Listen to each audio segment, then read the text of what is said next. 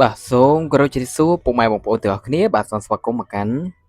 បាទ Channel របស់ខ្ញុំបាទម្នាក់មួយបាទហើយកុំភ្លេចបាទ Subscribe ឲ្យតែពុកម៉ែបងប្អូនរបស់យើងបាទដោយសារតែយើងនឹងមានវីដេអូតម្លាក់ចែកជូនបងប្អូនទាំងអស់គ្នាដែលគឺជាវីដេអូល្អៗខ្លាំងមែនទែនបាទអូខេអញ្ចឹងថ្ងៃនេះគឺយើងវិភាគគូរបស់ថុនស៊ីហុងហើយនឹងកីឡាករបាទយ៉ាស៊ីនបែរកាយ៉ាស៊ីនអ្នកទាំងពីរនេះគឺសិតសឹងតែជាកីឡាករដែលធ្លាក់ពីជុំទី1មកទាំងពីរក៏ប៉ុន្តែធ្លាក់ខុសគ្នាបាទយ៉ាស៊ីនធ្លាក់ដោយសារការប្រកួតខុសបច្ចេកទេសហើយថុនស៊ីហុងបាទធ្លាក់ដោយសារតែសន្លប់បាទរបស់កីឡាករហាន់ពីបាទពេជ្ឈឃាតមុខស្រស់ខេត្តបាត់ដំបងបាទញញឹមសិនណាស់ហាន់ពីនេះបាទអញ្ចឹងឥឡូវយើងជាក់ស្ដែងយើងទាញទៅកីឡាករណាមុនឥឡូវជាក់ស្ដែងយើងទាញទៅយ៉ាស៊ីនមុនបាទអូខេបាទយ៉ាស៊ីនមួយប្រកួតចុងក្រោយប៉ះវ៉ាន់វឿននេះគាត់ធ្វើបានល្អខ្លាំងមែនទែនទាំងការវាយចេញចូលកម្លាំងស៊ូសទាំងលបឿនទាំងទម្ងន់គាត់ថាមិនអាចផ្ដួលវ៉ាន់វឿនឲ្យស្លាប់តែការវាយចេញរបស់គាត់ធ្វើឲ្យវ៉ាន់វឿនមានអាការៈអូខេបាទអញ្ចឹងយ៉ាស៊ីនអាចថាមាន credit ជាងស៊ីហុងបន្តិចតោះចូលស៊ីហុងបន្តិចទៀតយើងបើវងចុះហើយយើងនឹងវិភាគសាច់ការវាយទាំងអស់គ្នាបាទស៊ីហុងទឹកមួយធ្វើបានល្អមានចង្វាក់ធាក់ទប់ធាក់ទល់ក៏ដូចជាចាក់ចង្គង់ហាន់ពីបានច្រើនជាងហាន់ពីចាក់ទៅលើថុនស៊ីហុងតែចូលដល់ទឹក2បាទជាទឹកដែលស៊ីហុងមិនអាចកែប្រែស្ថានភាពបាននោះគឺបាទដោយដៃអាចថាមិនមែនជាការដោយទេគឺវាយចេញម្នាក់ម្ដាយគ្រាន់តែហាន់ពី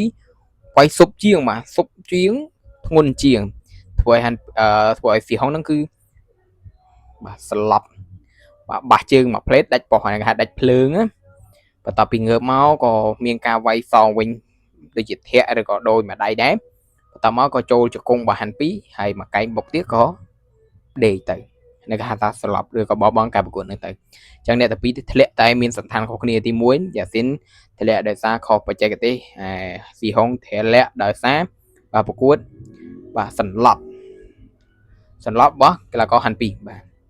អូខេអញ្ចឹងឥឡូវយើងលើកយកស៊ីហុងមុនបាទស៊ីហុងផ្លែអីខ្លះបាទស៊ីហុងរហ័សនាមគាត់ថាបាទជើងរាក់បាទជាស្ដែងគាត់ប្រកាសបកែធាក់មែនបាទហាន់ពីគាត់ធាក់ឡើងជ្រុះធ្មេញបដៅការពីធ្មេញធាក់មួយជើងបាទមិនមែនតែមួយជើងទេគាត់ធាក់ច្រើនជើងណាស់បាទខ្ញុំសរសើរគាត់ស៊ីហុងបកែធាក់ទល់តាត់កាត់ហើយនឹងជើងគាត់តាត់កាត់ច្រើនបាទគ្រាន់តែស្រាលតិចខ្ញុំគាត់ថាស្រាលជាស្រ័យបាទអញ្ចឹងកដាប់ដៃខ្ញុំគាត់ថាស៊ីហុងអត់មានអីលើសទេតែមានអីលើសយ៉ាស៊ីនទេបាទអញ្ចឹងយើងយកចំណុចល្អបាទខ្ញុំវិភាគបាទស៊ីហុងកីឡាករវាយអត់មានផ្លែទេបាទជាក់ស្ដែងក៏អត់មានផ្លែយ៉ាស៊ីនដូចគ្នាអត់មានផ្លែដូចគ្នាចឹងអ្នកទាំងពីរនេះបាទភាគរយមិនដឹងស្លាប់ដោយសារអីប្រកបបាទពេលខ្លះស្លាប់ដោយសារធាក់ដោយសារជង្គង់ដោយសារកែងអីចឹងទៅអញ្ចឹងគេហៅកីឡាករអត់សូវមានផ្លែពុកម៉ែបងប្អូនបាទវាយភាគច្រើនអ្នកទាំងពីរហ្នឹងវាយអត់សូវមានផ្លែបាទគឺវាយតាមកម្លាំងបាទផ្លែក៏អត់សូវមានដែលផ្លែស្លាប់ណាដូចហាន់ពីគាត់មានជង្គង់របស់គាត់ភាគច្រើនគាត់ផ្ដួលដៃគូដោយសារការបោះជង្គង់វែងរបស់គាត់ចឹងទៅដូចផ្ដួលស៊ីហុងក៏ដោយសារបោះជង្គង់ដែរណោះបាទអញ្ចឹងអ្នកទាំងពីរបាទស៊ីហុងគឺអត់សូវមានផ្លែទេបាទមានន័យថាអាវុធគាត់អត់ច្បាស់អីមួយដែលគួរឲ្យក្តីគួរឲ្យញើតបាទអញ្ចឹងតែអាវុធគាត់គឺមានគ្រប់មានជង្គង់មានកែងមានតត់មានធាក់មានម៉ាត់ចេញចូលបាទតែបើព្រៀបជាមួយយ៉ាស៊ីនគឺគាត់យឺតជាងយ៉ាស៊ីនតិចរឿងចេញចូលហើយបើព្រៀបធៀបទម្ងន់ខ្ញុំគាត់ថារឹតតែបាទស្រាលជាងយ៉ាស៊ីនទៀតតែបើស៊ូខ្ញុំគាត់ថាអ្នកទាំងពីរនេះអាចលេងគ្នាបាន5ទឹកអត់បញ្ហាទេអញ្ចឹងអីដែលស៊ីហុងមាន